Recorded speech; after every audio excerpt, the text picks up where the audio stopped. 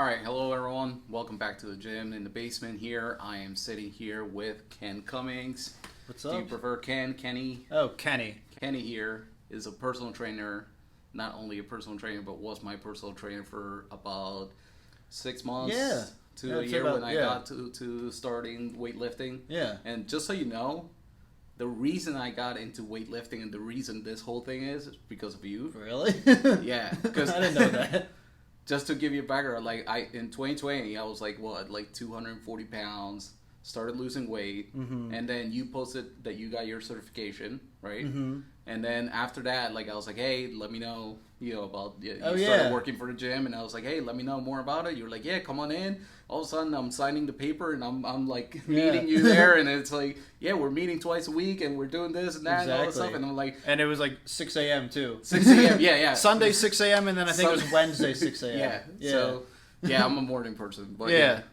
so that was the whole thing. If you don't mind, let's just walk through what are your credentials as a personal trainer. So I'm a NASM certified personal trainer. That's the National Academy of Sports Medicine. So yeah, you had to took a couple months of study for. Some people could take up to 6. Took me maybe like a month or two, and then took the test. And between that, I've lifted since high school. I've done martial arts since I was 4, so like an athletic background.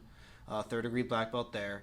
But more on the personal training stuff, I've done powerlifting competitions. I competed in USAPL in the past, and I also competed in men's physique bodybuilding with the NPC.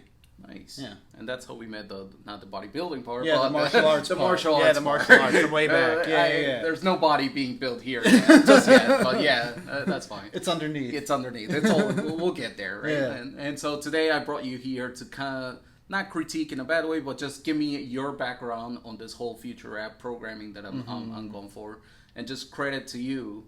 When I tell you to do this video, I just thought we would come down here, you wing it on your reaction, but you're like, send me a program, send me a written list of the program. Yeah, let me I wanted to look at it. And I'm like, man, this guy is serious. Yeah, right? not a live reaction's cool too, but I wanted to thoroughly look at it because no, that's great. You first sent me, it, of course, yeah. So yeah, that's for me. Not only are you a good friend and I appreciate your opinion, but yeah, from being also my personal trainer, I wanted to see from your background because with you, I gained a lot of not only strength, lost even more weight once I started, and you did both, yeah. At the same time. And it was great to seeing those progress with you. So I respect your opinion a lot. So Yeah, thanks, let's man. get right Let's do into it. it. So here we have the Future app, where the first part of the session is what upper body. So it goes upper body, lower body, upper body, lower body. Gotcha. And one of the great things that I love about this app is, seeing your heart rate on the particular workout that you have. So let's go over a quick overview. It goes with warm up, then it starts getting into prep with all the dumbbell bench press and all the upper body work. What are your thoughts on, you've reviewed this, what are your thoughts on day one upper body? Yeah, so day one upper body, I like how this guy programs everything with, he has a warm-up, like a stretch before and afterwards. So this one, he has arm circles, arm sweeps, so loosening up the shoulders, shoulder joint. Leaning lats stretch, so yeah, loosening up the lats, that's a great one. And scat push-up and T push-up. Don't know what he means by that, but push-ups are good warm-ups in general. Yeah, so. scat push-up is more like a shoulder shrug. On Oh, the gotcha. Yeah, that one. Yeah, that one. Yeah, so yeah, priming everything. Yeah, getting right? your delts all yeah. loosened up. So that's all good stuff. So I see the merit in all that, and then from a programming perspective, I can see it's predominantly supersets, and what this guy likes to do here is alternate between a push and a pull. So the first one, though, isn't really like the superset. The second one isn't really an exercise as it is like a mobility warm-up. So the first thing's dumbbell bench press, resistance band pull apart. So yeah, you start off with the free weight and you're doing a pull apart, priming the rear delts and all that. Then barbell bench press face pull. Then for that superset, you're hitting, a main compound movement like the dumbbell bench press, and you're supersetting it with now you're working the rear delts. Now you're working it. And it keeps going that way. Incline bench dips, pull downs. It kind of just alternates between a pushing and a pull. And he finally finishes with accessory work, like for the arms, like barbell curl, skull crushers. There's a little bit of, chin-ups too, dips. What I would like to see more of, probably with this workout, but I think he does it in later ones, would be like a horizontal row on this Monday day. Because he has chin-ups, which is vertical pull, straight arm pull downs, it's a vertical pull. Yeah, that's really my only thought there on that one. It looks pretty good to me. Yeah, my thought day one, I mean, the first time I did it again today, for week 2 starting out, it was good. I felt that the whole program was well put together in the sense I can feel the different parts of the muscles. And it's not like I've been stagnant either for these couple of months. I've been doing the main compound movements, no problem. But, I could definitely feel some of the muscles that I wasn't targeting before. True.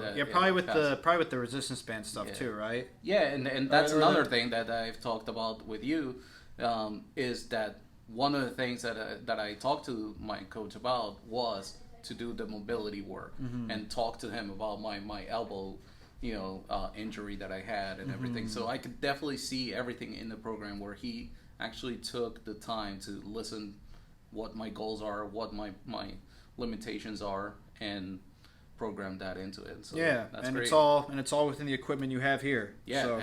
That's great.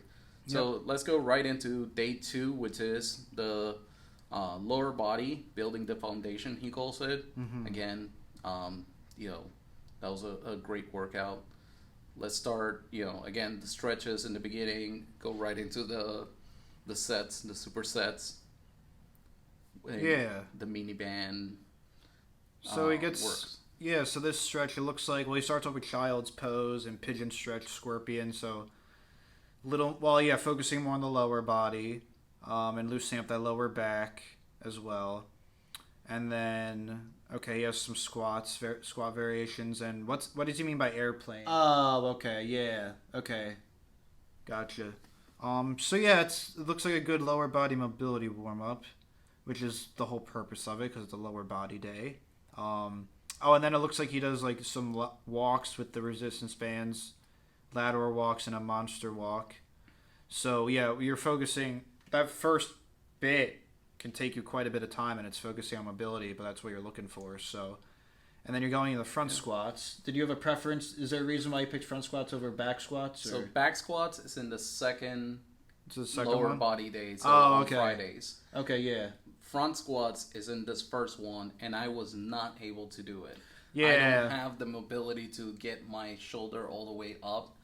So my first thing after I finished that, I said, hey, I replaced it with back squats. Hopefully that's okay.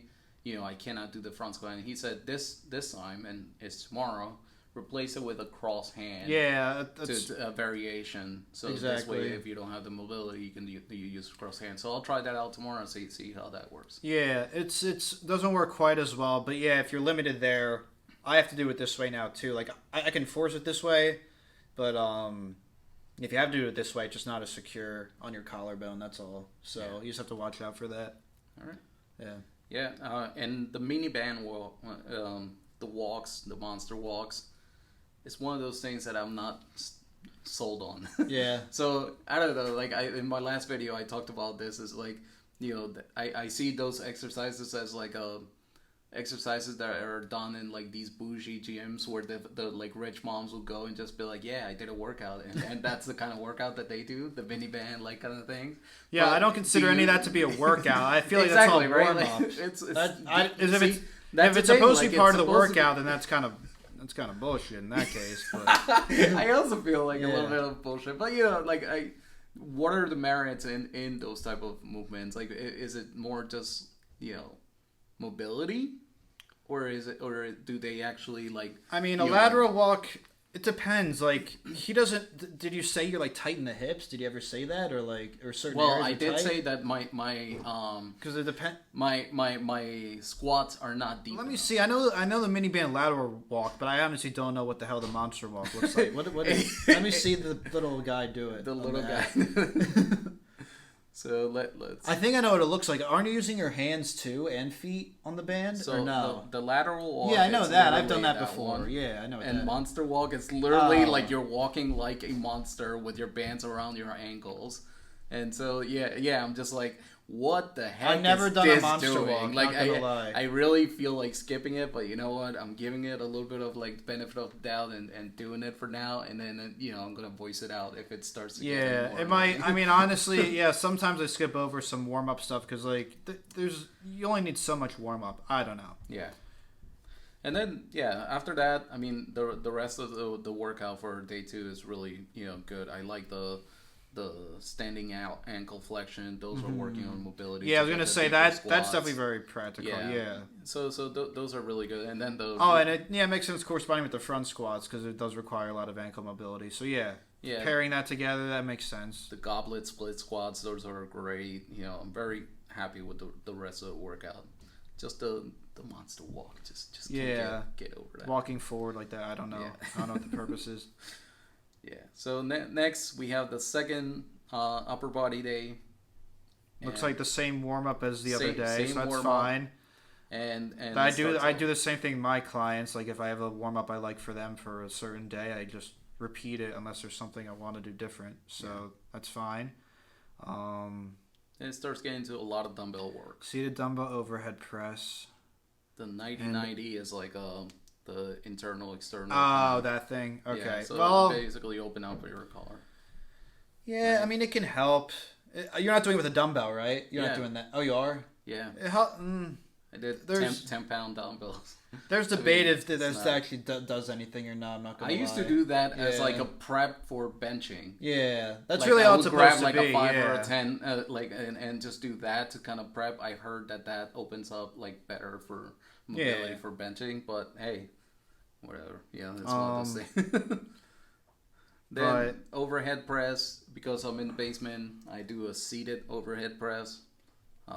And then you do a barbell, like a standing barbell overhead press or seated barbell? Seated. Oh, okay, press. gotcha. Yeah. And then close grip bench, I like the way that he did the, first upper body regular bench press, this one alternating with close grip. Yeah, this one's more shoulder focused than the other one, which honestly, if I were him, I would have merged Monday and Thursday a little differently. Like had more shoulder work on Monday, a little less benching. I had a little more benching on Thursday, a little less shoulder work. That's my opinion, but instead of the way he split it. But so then we get into dumbbell incline rows, which you were talking about a little bit of. Doing some rows. Which is good. So we need some rowing.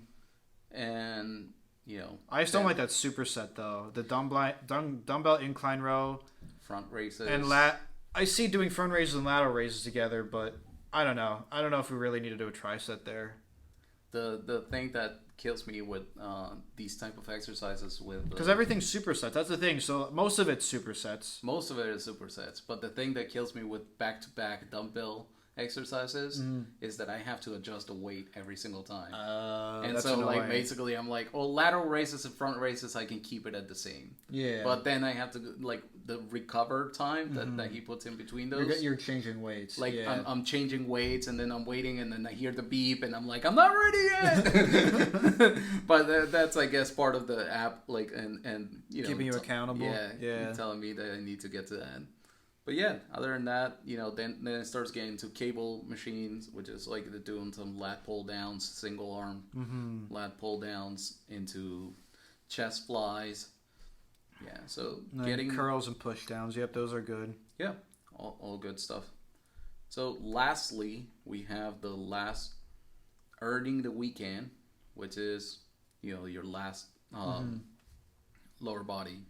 Again, same kind of stretches. Yeah, same as Tuesdays, yep. Or same as the other lower body day. Then he starts getting really into opening up the hips with the hip lifts and mini band squats. So these are all like body squats. And right into barbell back squats. So that's where the back squats are. So, it makes sense how he does squats. So he does front squats and Romanian deadlifts the one day. And that makes sense because the Tuesday day, the first lower day, going back on that because the front squat focuses more on the quads and the Romanian deadlift more on the hamstrings. And this, it's more of a hybrid where you're just doing, I did this with my clients and you, where you do squats, just regular barbell back squats and deadlift in the same day. If your body can handle it, like that's fine. So I was going to ask you about that because I looked at that and I'm like, but it's just 3 sets of each. That's the thing. And deadlifts on the same day, like it was like, and he kind of changed it up. If in the app he can leave some notes on certain things, so he can tell me on certain exercise different things. Yeah. So for the deadlift, he told me, do rack pulls, and don't do actual. So there's no actual full deadlifts in this program. Okay. There's rack pulls and good mornings and Romanian deadlifts kind of thing, right? But he doesn't want... Wait, you didn't want regular deadlifts or he didn't? He didn't put it into the program. And so, like, that's one of the things that, like... So you... Should I just, like instead of rack pulls, just do regular deadlifts? Like, the reason you would do rack pulls over deadlifts would be if you want to build your back more and if you're afraid of lower back injury, like from doing all the barbell back squats than deadlifts, because that is a lot of pressure in the low back. But it's only 3 sets of each, so it's not crazy. Like, I've done routines where you do 10 sets of squats or 10 sets of deadlifts, and it's brutal. Or up to, And before this, I was just doing the main lifts. Yeah. And it was all like the 5-3-1 program, and it was all like 5 to 7. Yeah, like 5 to 7 sets all together. Like it would be like 3 warm up reps. Yeah. And then it starts. And then the working sets. Yeah. And working sets into like that, and that's like a killer workout just on that alone.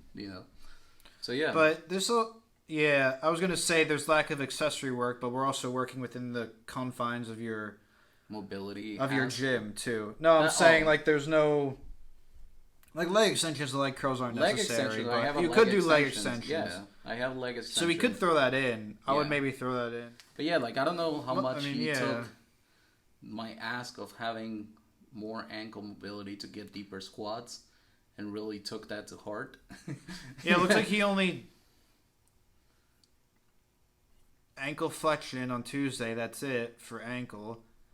And then standing ankle mobility on Friday. That's it for the ankles. Yeah. Everything else, he does a lot of hip stuff, mostly opening up the hips with the band work. So yeah, he dropped the ball there. It's not a bad program, but it sounds like he did a decent job, but not the perfect program for you. Perfect. Yeah. So what you're saying is you this is the salesman part of the personal trainer. Yeah. When you get a real life trainer. Yeah.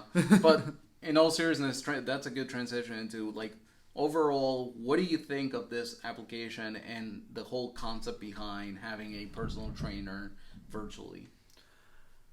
I mean, it's definitely leaning towards like the way of the future, and probably, well, COVID, we're kind of over it to a point, but I think it probably picked up a lot, the online stuff like Peloton did over quarantine and whatnot.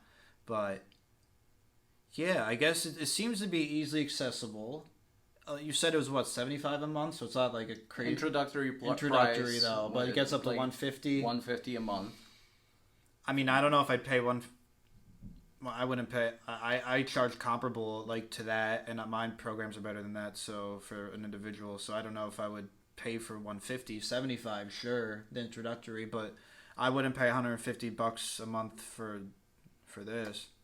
So not even with everything else that. Oh well, then the app is pretty cool though, I guess. Well, you do get the timer, you get the guide demonstrating the exercise. I mean, if you're a beginner or intermediate, like. Or even, I mean, I guess you could be advanced. You'll see the extra motivation. You just want to coach because anybody could want to coach. Like, I wouldn't say. I guess I'm only looking like if money were no thing, then why not?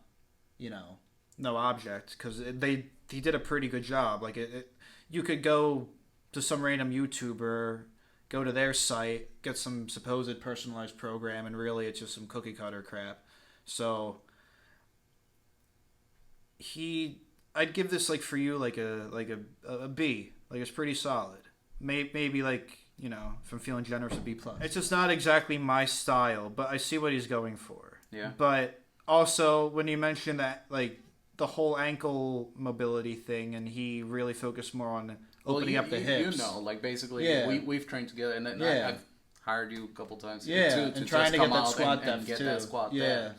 It's always been an issue for me, and even when in my mind I'm thinking I can squat deeper, I record myself and I'm like, maybe parallel. So and like that's one of the things that I'm always kind of like working towards getting more. And so the ankle mobility came from that. And other than that, I mean, I'm in it for good. 3 months. That's the way I told myself. I was going to say, it's a program you could definitely run for a solid period of time. I can make progress on it. And it's an upper-lower split. Like, that's good. I typically advocate, like, a full body, upper-lower, or legs push-pull. Those are, like, the 3 I run or give a client to. So that's good.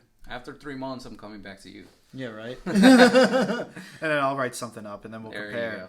Yeah. All right, Ken. Thank you very much for you're welcome, coming Jose. on. Of course. Thank you very much for your input. Yeah, man. Appreciate it. Let me know if you have any questions, and check it back later.